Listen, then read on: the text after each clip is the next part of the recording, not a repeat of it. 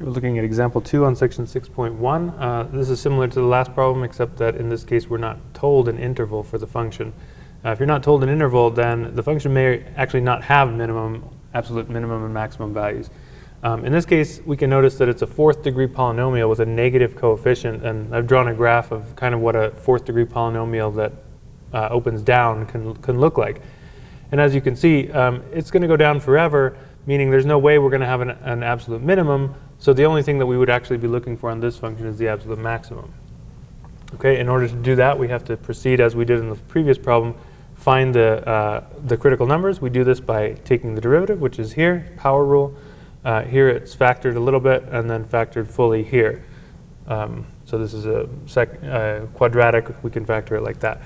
Okay, so continuing with what I have written here, we can then set this equal to 0. And if I set that thing to 0, I really have 3 factors. So we'll set them all to 0 separately and get 3 different critical numbers. So x is equal to, if I set that to 0, I'm going to get -4. And if I set that to 0, I'm going to get 1. And then this one is going to give me x equals 0 when I divide both sides by -4. So I got 3 critical numbers. And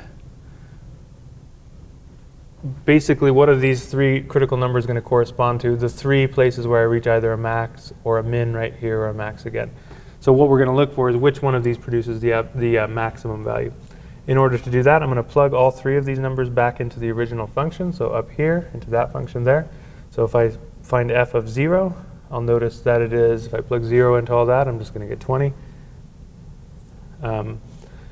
If I plug in -4, I'm going to use my calculator on that one.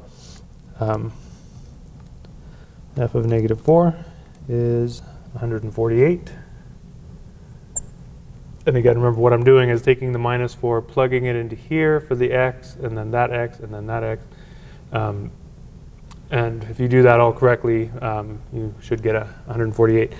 And then finally, we'll find f of 1 is the last one. That one's not so bad because if I plug in 1 to all of these things, I'll have -1, -4, plus 8, plus 20, which should give us, if we do everything correctly, 23. Okay, so what I'm looking at here, these are the 3 output values of the critical numbers. And just based on the way that a fourth degree polynomial can look, the lowest one there is that's f of -4.